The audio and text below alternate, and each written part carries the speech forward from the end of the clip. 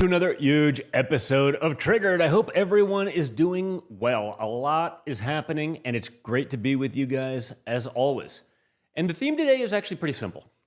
America's done pretending. We're done pretending communist dictators are just misunderstood revolutionaries. We're done pretending open borders are somehow compassion. We're done pretending dirty voter rolls are democracy, the foundation of democracy. Dirty voter rolls, non-citizens voting, criminals voting. I mean, what could go wrong? Illegal aliens voting. I mean, we're done.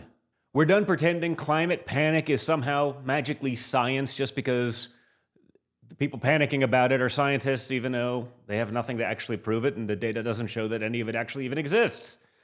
We're done pretending the media has some moral authority when it can't even say that evil is evil. And we're done pretending the people who weaponized the justice system get to hide behind their credentials forever. The hiding places are getting smaller. The receipts are coming out. And the old expert class is learning that the adults are back in charge, which is probably very traumatic to them. I know they spent a lot of time saying that the adults were back in charge when, dementia-riddled Joe Biden was in there. But, I mean, I know they didn't even believe it. It's sort of hard to believe they could even sell it to you guys, but, that's the world in which we live right now. So, guys, make sure you're liking, sharing, and subscribing so you never miss one of these major episodes. If you do miss the show here on Rumble, go over to Apple, go to Spotify, and catch it there.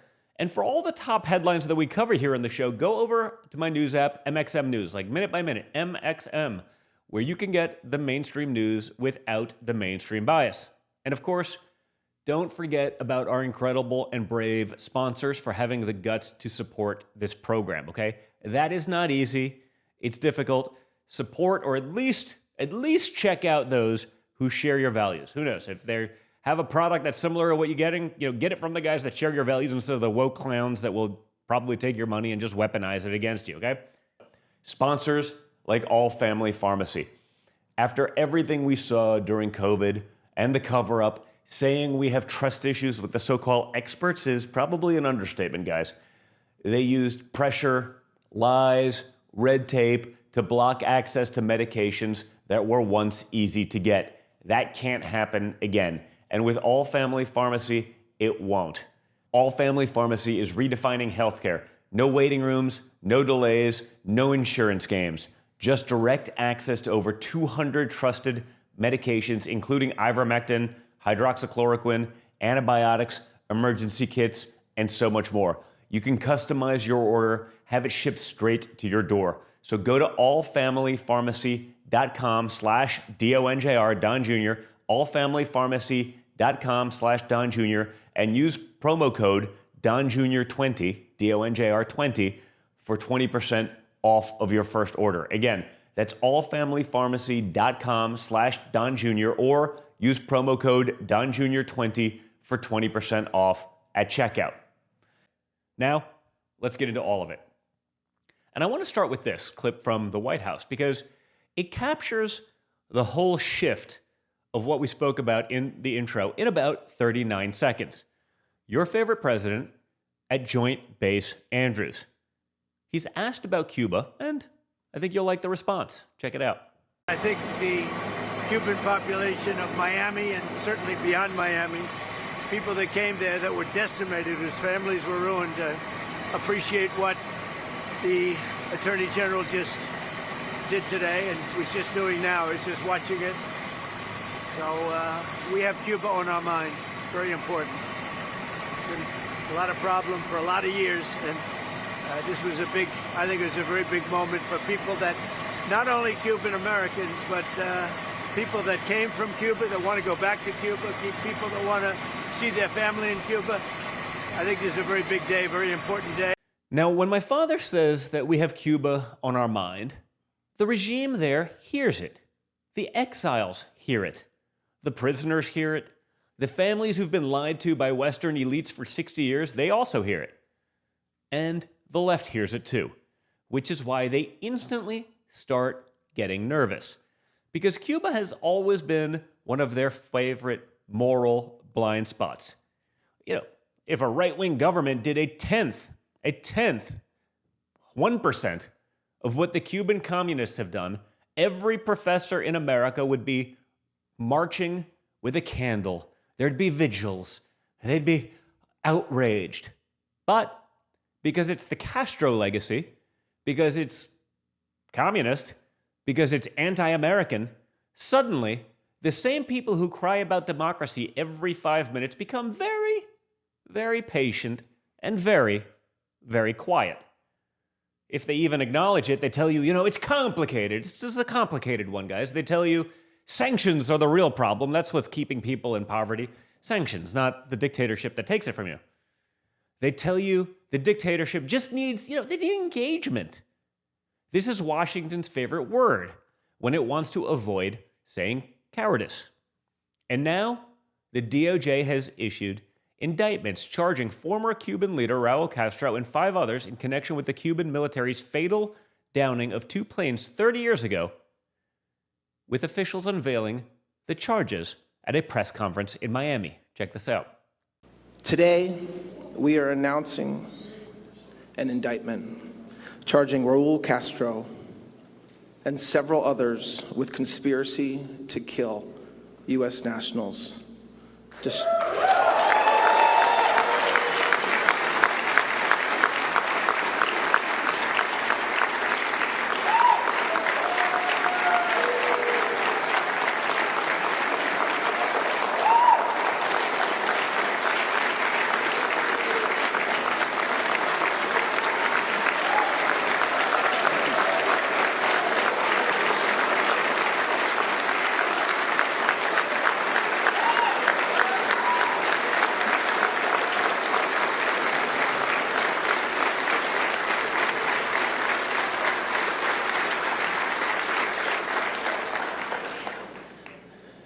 Mr. Castro and the others are charged with additional crimes as well, including destruction of aircraft and 4 individual counts of murder.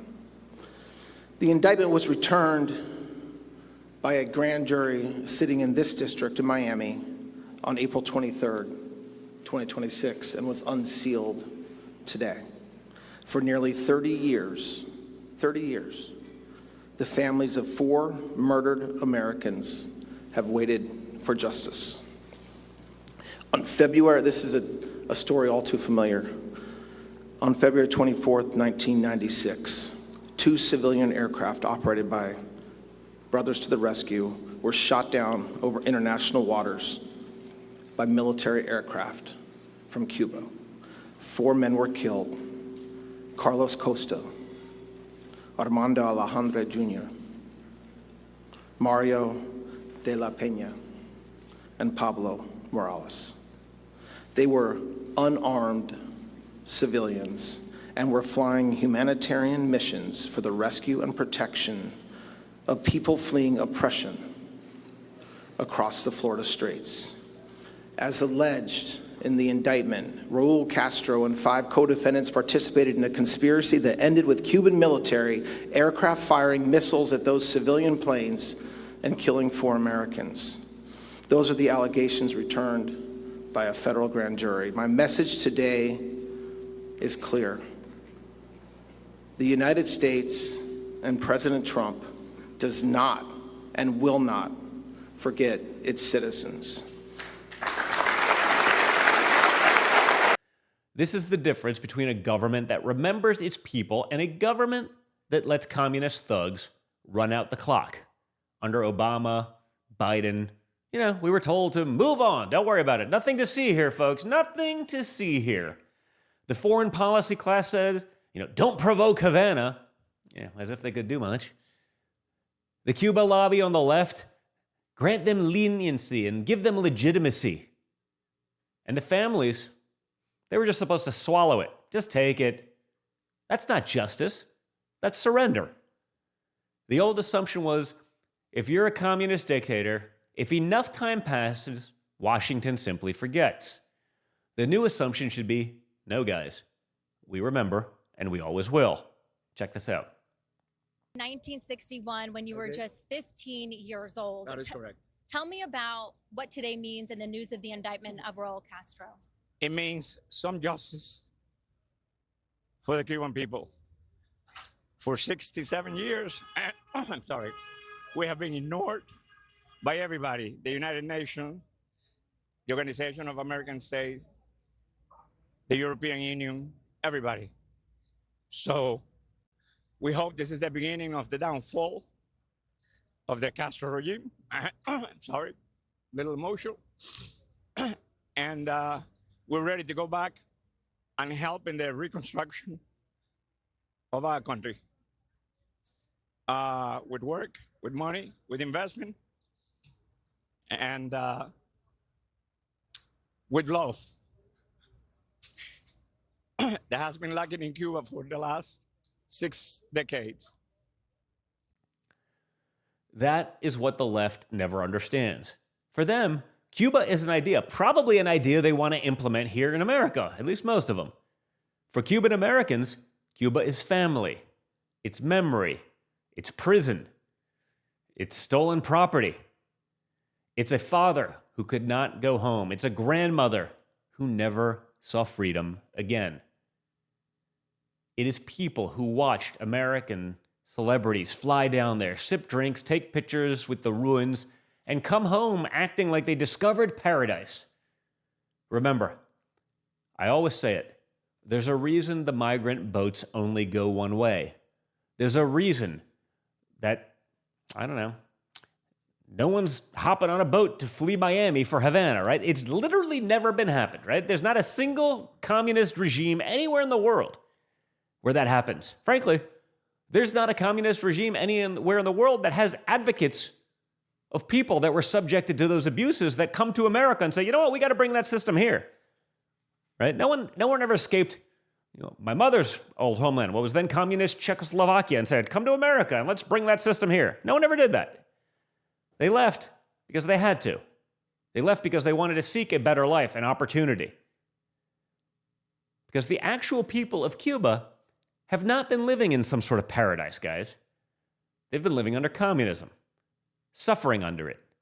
And the Cuba conversation exposes one of the biggest lies in modern politics. The left says it cares about human rights. Well, if that's the case, they certainly have a weird way of showing it. The left says it cares about speech, dissent, or at least the ability to. They care about artists and journalists, students, workers, poor people, all the groups they claim to represent. But they actually don't. They make excuses. They blame America. They talk about healthcare statistics that nobody's allowed to actually fact check. Statistics from the regime. It's like, I don't know. Doesn't seem legit, but let's go with it. They pretend a country is morally advanced because everyone is equally poor except for the people with guns and party connections. The same people who romanticize Cuba are the same people who want more state control here. They may not admit it in these words. They may dress it up as equity, climate justice, public health, anti-disinformation policy, whatever the catchphrase of the week is. But the instinct is the same. The citizen is too free. The state is too restrained. The people in charge need more power. That is why Cuba is not some foreign policy side issue. It's a warning label. It shows you where the ideology ends when nobody puts a stop to it. Which brings me to the next racket. I mentioned it a little bit above because it always comes back to this one, the climate change machine.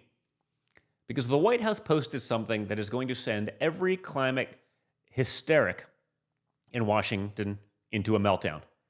After years of Democrats warning that climate change would destroy the planet, you've heard it all. It's the end of the world. I mean, it's supposed to have been the end of the world a few years ago, but minor details, right? Just ask Al Gore or Greta Thunberg or one of those things.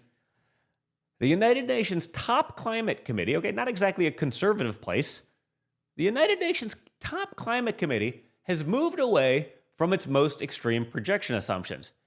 And even Al Gore is now talking about cooling, not warming. Think about that. They're talking about global cooling as the next alarmist projection. Check this out.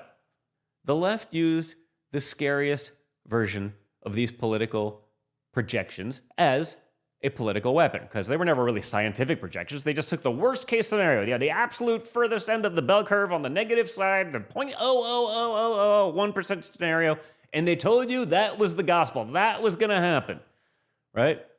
We can probably remember the years, I forget exactly, but this thing was supposed to be over a few years ago, according to Al Gore, and yet here we are, and frankly, nothing's changed.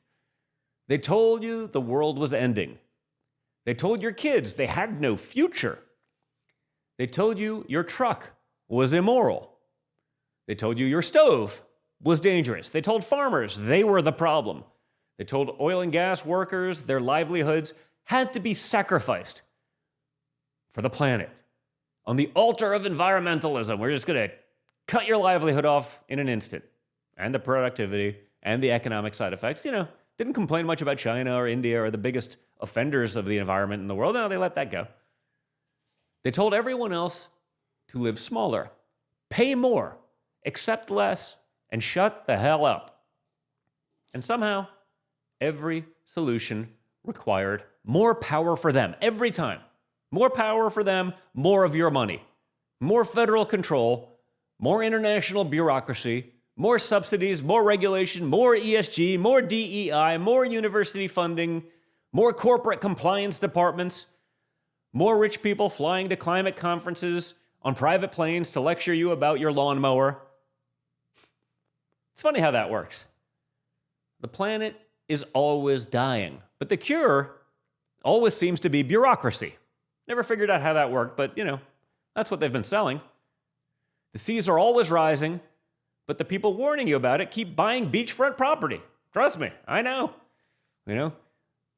Obama wasn't buying on an island, Martha's Vineyard, about 2 feet above sea level if he really thought this was an imminent threat, and yet they peddled it and spent probably trillions of dollars pushing that narrative.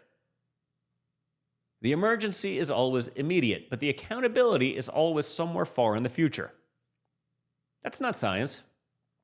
That is a political machine wearing a lab coat. And the moment one of the assumptions starts to break, they do not apologize. They don't say, hey, you know what? Maybe we got a little over our skis here. Maybe we got a little carried away. They don't refund the money. They don't even stop spending it. They keep trying to get more. They don't give people back their jobs. They just move to the next panic. That is the point. Climate alarmism was never about climate.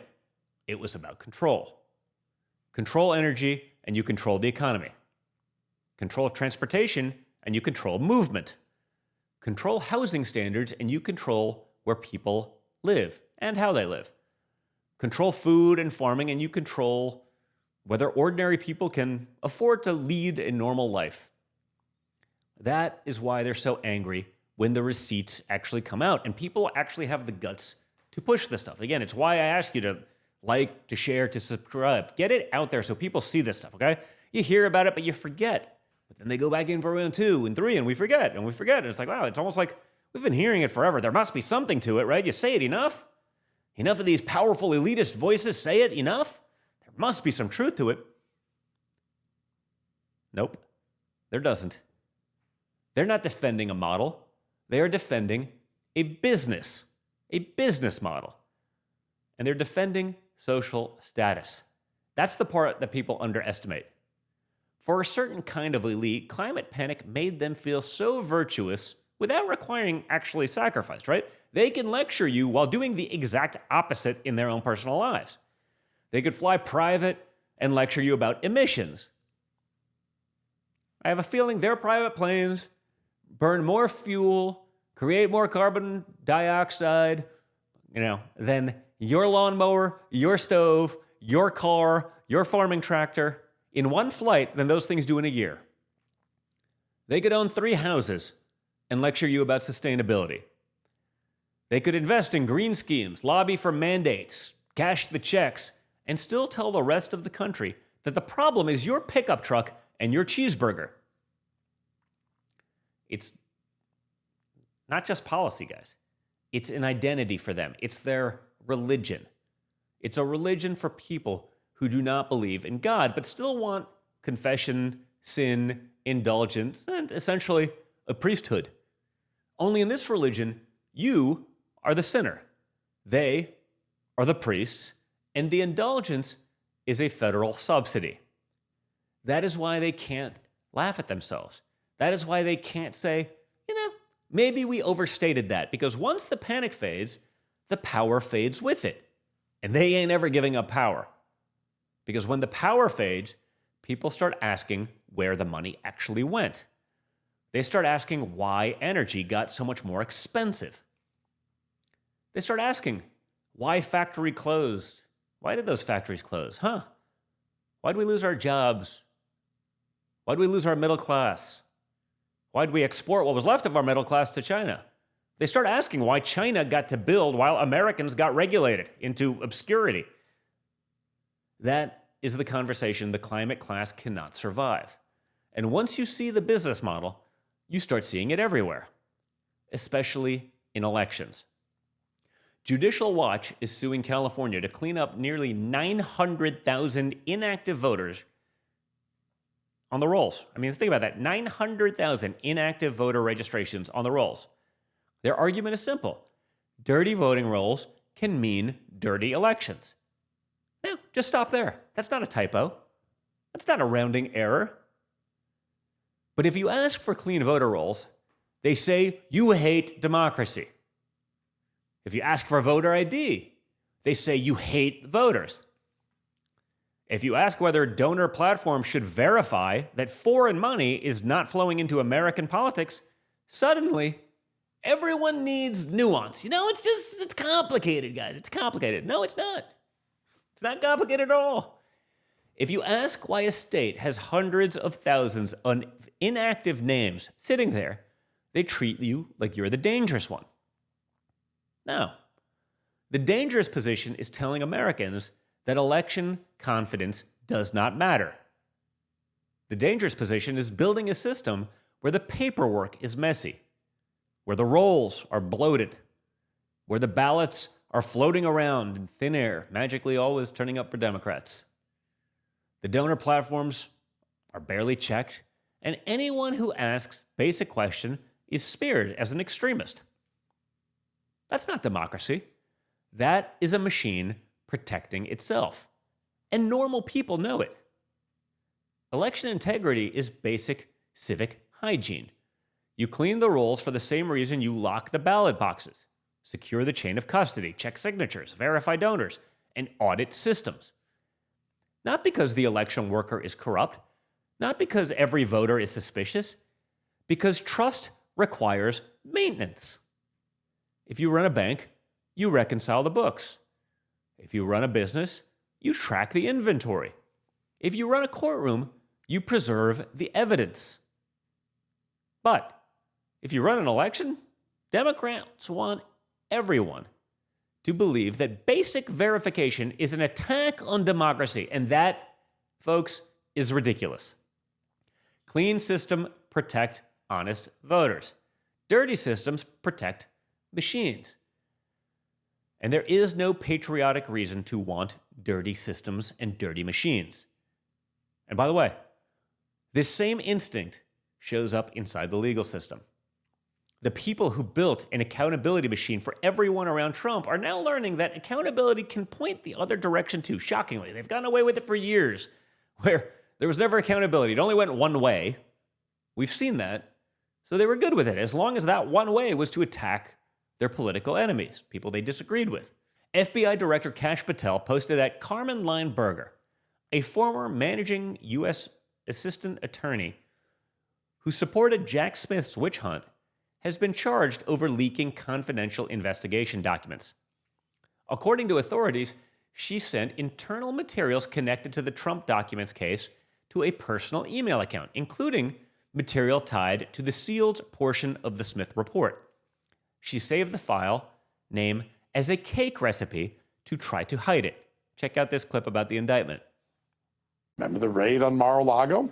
Well, this prosecutor was in support of that case. She helped Jack Smith bring those charges.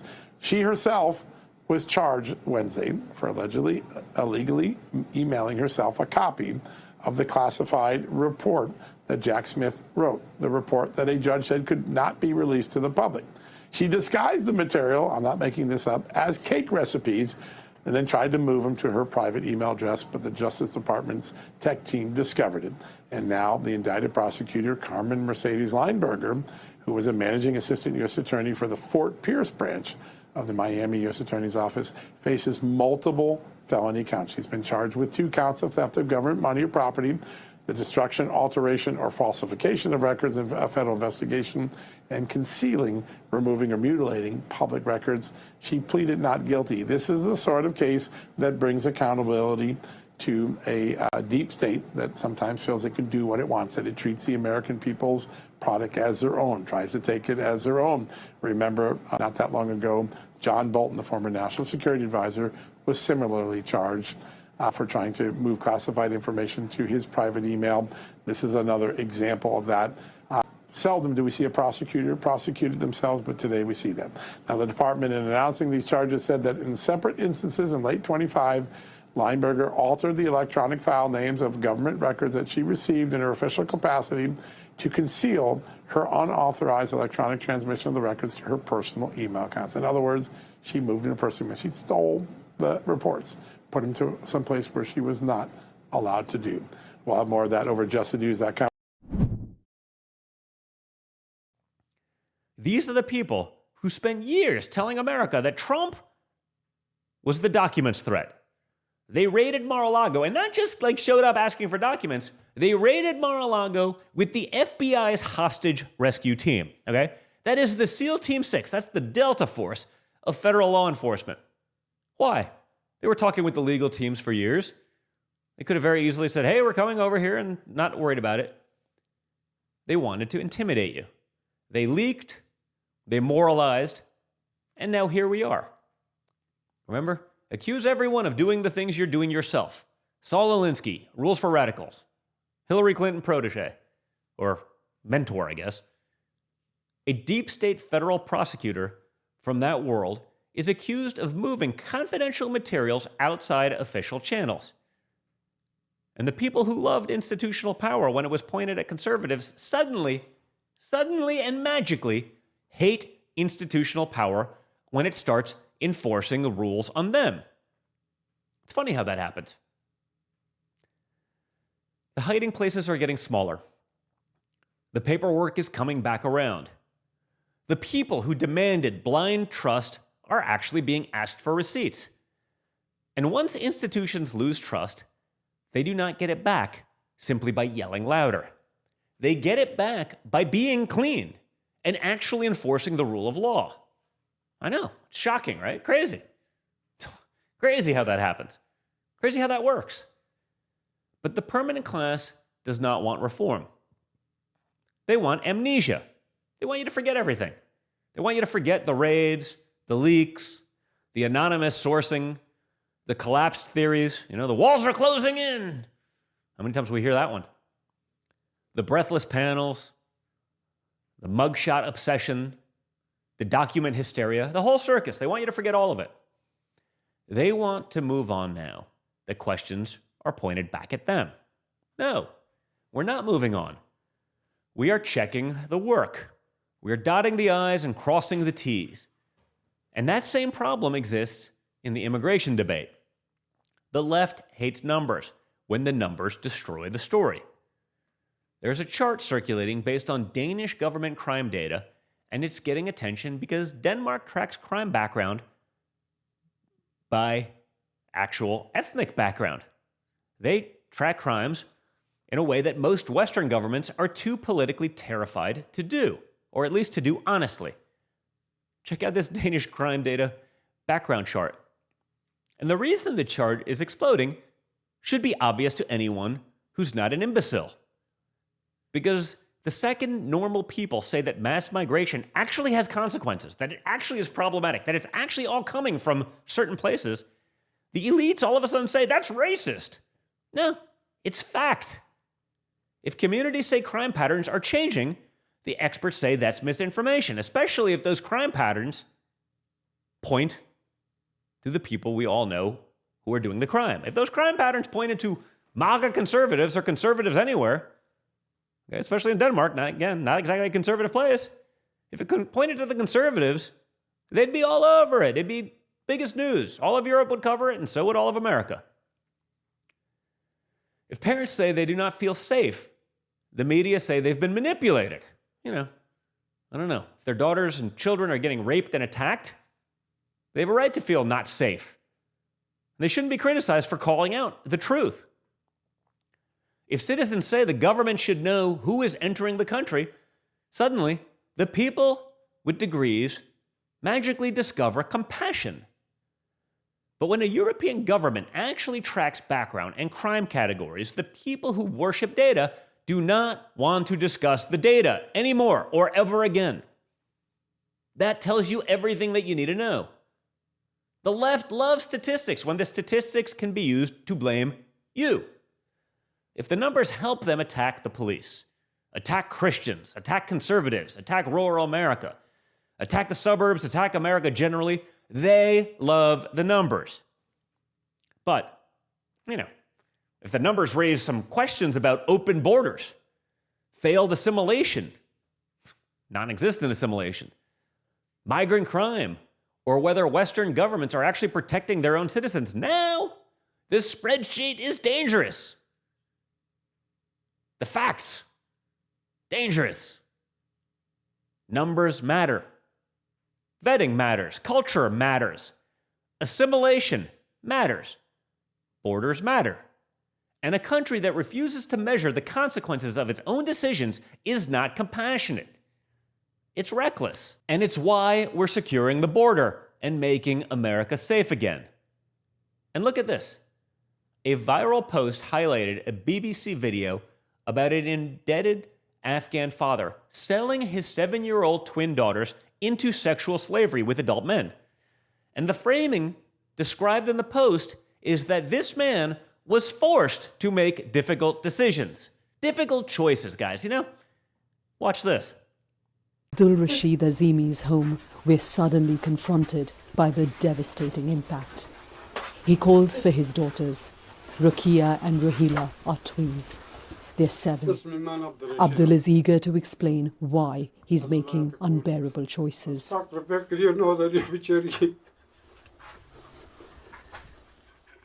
I'm ready to sell my daughters. I'm poor and in debt. I come home with parched lips, distressed and confused. My children come to me saying, Baba, give us some bread.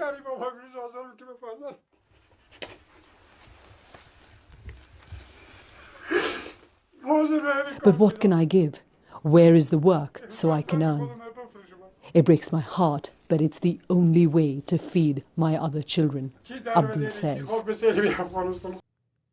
Think about that, guys. That's sickness right there. Not just an evil act itself, but the media softening it. Okay? You don't have to do that. You don't have to sell your children into sexual slavery. Okay? I can promise you, there are no circumstances under which I would ever do that to my children, or anyone watching this show would ever do that to their children. But, it's hard times. We should just accept it.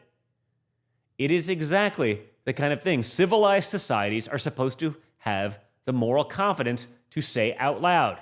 That this is not right. It is not acceptable. Not to soften it.